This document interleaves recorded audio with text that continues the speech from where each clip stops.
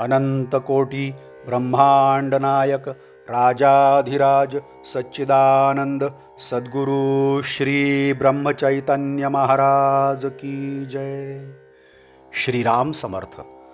13 जून। प्रपंच हे परमार्थ प्राप्तीचे साधन।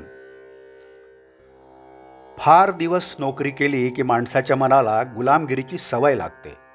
हे चांगले नाही। काही दिवस तरी माणसाने मालकी हक्काने राहायला शिकले पाहिजे। नोकरी करीत असतानाच अनुसंधानाचा अभ्यास करावा, म्हणजे पुढे नोकरी सुटल्यावर जितका वेळ मिळेल तितका अनुसंधानात जाईल। प्रत्येक मनुष्य जन्माला आल्यापासून परमार्थाचा अभ्यास करतो आहे।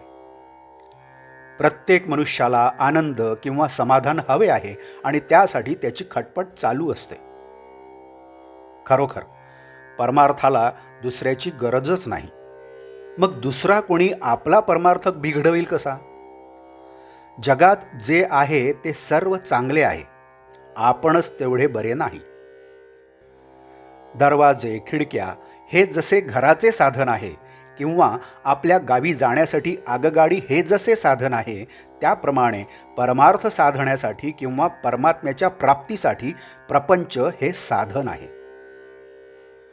नाहीतर नुसत्या प्रपंचामध्ये सुख नाही। प्रपंच हा इथून तिथपर्यंत सगळा सारखाच। गरिबाचा असो की अडाण्याचा असो, अधिकाऱ्याचा असो की कारकुनाचा असो, या देशातला असो की त्या देशातला असो, प्रपंचाचा धर्म जो उणेपणा, अपुरेपणा किंवा तात्पुरतेपणा तो कधीही कुठेही बदलत नाही। म्हणून जे आपल्यापाशी नाही ते ज्याच्यापाशी आहे त्याच्या प्रपंचाला पाहून आपण भुलून जाऊ नये। आहे त्यात समाधान ठेवावे। परमार्थात अधिकार कोणी कोणाला देऊन येत नसतो। आपला अधिकार आपल्या कृतीवर अवलंबून असतो।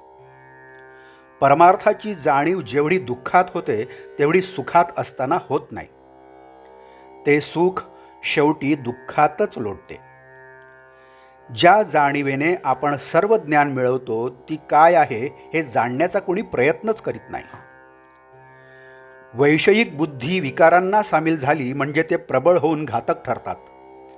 अशावेळी मनात येईल तसे वागण्याचे टाळले तर विकार दुबळे होतात। मी विकारवश होत असेन तर अखंड प्रेमयुक्त नामस्मरण करणे जरूर आहे। विकारांना वश न होता प्रारब्धाने आलेले विषय भोगावे म्हणजे त्यांचे काही चालणार नाही।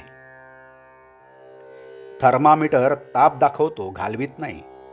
तद्वत शास्त्रे आपले चुकते कुठे ते दाखवतात, काय करावे ते दाखवतात, पण करणे आपल्याकडेच आहे। समर्थांना राम दिसला, आम्हाला का दिसू नये? तर आम्ही समर्थांप्रमाणे श्रद्धा ठेवून उपासना सतत आणि आदराने करीत नाही म्हणून। कसेही करा, पण मी रामाचा आहे ही भावना जागृत ठेवा। नाम जाणून अजाणून, श्रद्धेने अश्रद्धेने कसेही घ्या, राम तुम्हाला अन्न वस्त्राला कमी करणार नाही हे खास। नाम श्रद्धेने घेतले तर विशेषच फळ, म्हणून अखंड नामात रंगून आनंदात राहूया। आजचे बोधवाक्य। सुखाने प्रपंच करा, पण त्यामध्ये भगवंताचे अनुसंधान ठेवा, हेच माझे तुम्हाला सांगणे आहे। जानकी जीवन स्मरण जय जय राम। नमस्कार। आपण या चॅनलला नवीन असाल तर कृपया सबस्क्राईब करा। आपण हे चॅनल अजूनही सबस्क्राईब केलं नसेल तरीही सबस्क्राईब करा, लाईक करा, शेअर करा आणि आपल्या काही प्रतिक्रिया असतील त्यासुद्धा द्या। आणि हो, बेल आयकन दाबायला विसरू नका। धन्यवाद।